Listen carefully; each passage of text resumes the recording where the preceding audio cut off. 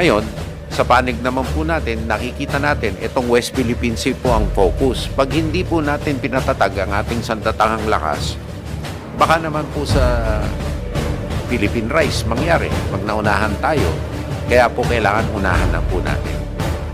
Magandang araw mga kabayan at kadepensa, may ibabahagi na naman ako sa inyo.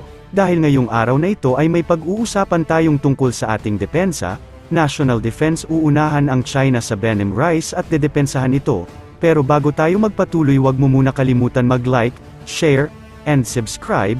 Paki-follow at like muna ng aming page na nasa description na ang link. Ayon sa isang Senate hearing ng ating Armed Forces of the Philippines at Department of National Defense, pinaplano na nilang unahan ngayon ang China sa mga karagatan na sasakupin pa nito at dedepensahan din ito, kaya palalakasin ang ating hukbong dagat. Hindi po tayo nagpro-provoke sa kanila. Ang ginagawa lang po natin na matagal na po, kaya nga po gusto natin baguhin ang plano ng pag-iisip natin, nagre-react lang tayo sa ginagawa po nila. So sila po nangunguna. Sila po ang humaharang ng ating mangingisda. Sila po ang naglagay ng barrier doon sa Scarborough. At noong nakapasok na nga po ang ating mga fishermen, ayon sa mga ulat po sa amin, ang laki po ng kanilang nahuli na isda. Sila ho ang nagpro-provoke, hindi naman po tayo. Tayo po'y nagre-react. Ngayon po, ang aming pong pagbabago ng palaisipan, ng kaisipan sa Armed Forces, wag na ho tayo magpa-provoke. Humanda na lang tayo na wag na nila tayong provokin kasi atin naman po yan sa ilalim po ng international law. At kami po ay hindi tutol sa pag-uusap. Kailangan po ng diplomasya dito. Ngunit, dapat sang-ayon po ito sa prinsipyadong pag-uusap, open and transparent. Para wala pong masasabi na may binulong, tapos nagtuturuan. So, sa amin lang po ay gusto lang po namin suportahan ang whole of government approach natin. Ngayon, sa panig naman po natin, nakikita natin itong West Philippine Sea po ang focus. Pag hindi po natin pinatatag ang ating sandatahang lakas, baka naman po sa Philippine Rise mangyari pag naunahan tayo. Kaya po kailangan unahan na po natin. Sa peacetime pa po. Pero ang importante po, under din po sila pareho sa Central Military Commission. Hindi katulad po sa atin na ang Coast Guard ay nasa ilalim po ng DOTR. At ang mandato po ng Coast Guard natin ay mag-protect ng fisherfolk and vessels po. Ang Philippine Navy po, teritoryo po ang binabantayan. Secondly po, yung maritime security and safety po ang nasa Coast Guard. Yun po ay nasa ilalim ng international law na ating pong sinusunod. Ngunit, in time of war naman, masesecond din po naman sila sa atin.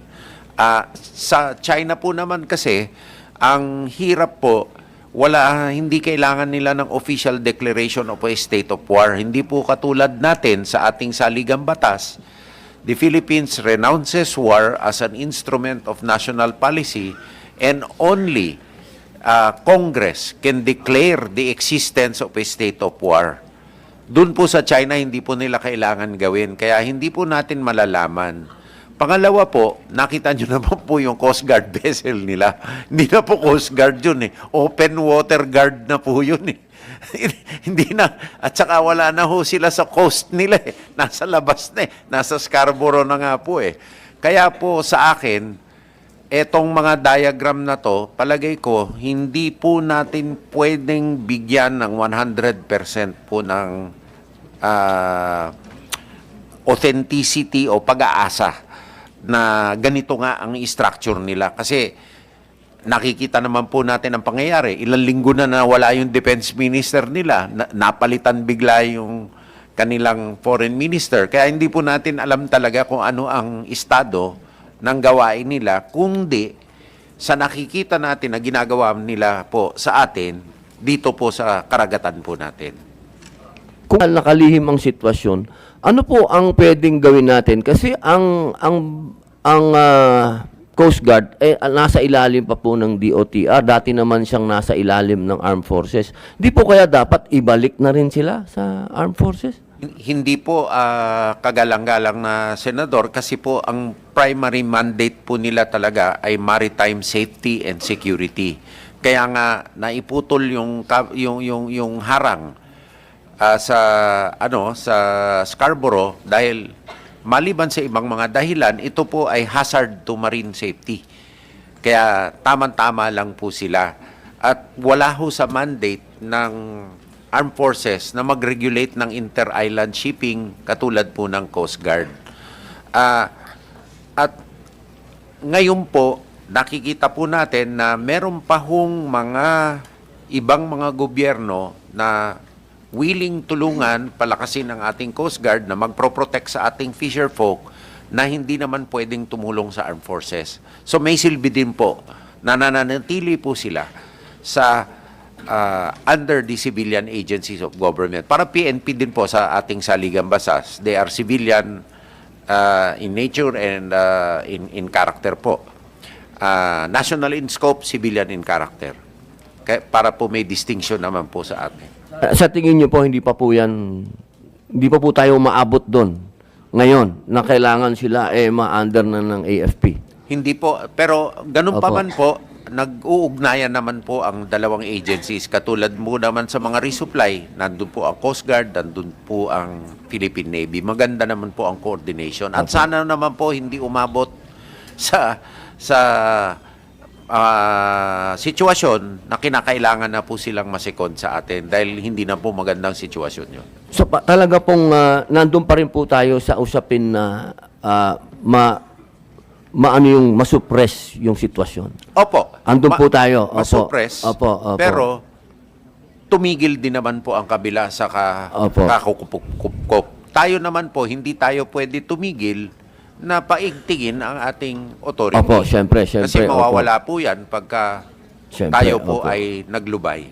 Opo, katulad po nung pagdinig namin kahapon sa DFA, ganun din po yung sinabi namin na hindi pwedeng kailangan magpakita ng muscle at ng strength ang ating sandatahang lakas at ang tanggulan. Opo. Opo, pero yung diplomacy dapat sa DFA yun. Opo, Kanilang sa DFA po. kanila yung At saka importante po na may engagement po sila para ho hindi po ito magkalabo-labo.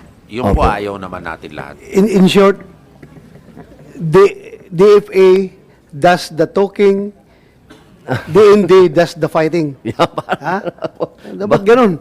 Very clear delineation of functions. Opo. DFA Yung does the foreign talking. policy, dapat talagang ano po nila yon, Chairman. Opo. Sa susunod ko pang video pag-uusapan pa natin ang iba pang tungkol at balita sa ating hukbong sandatahan ng Pilipinas. Paki-follow at like muna ng aming page na nasa description na ang link.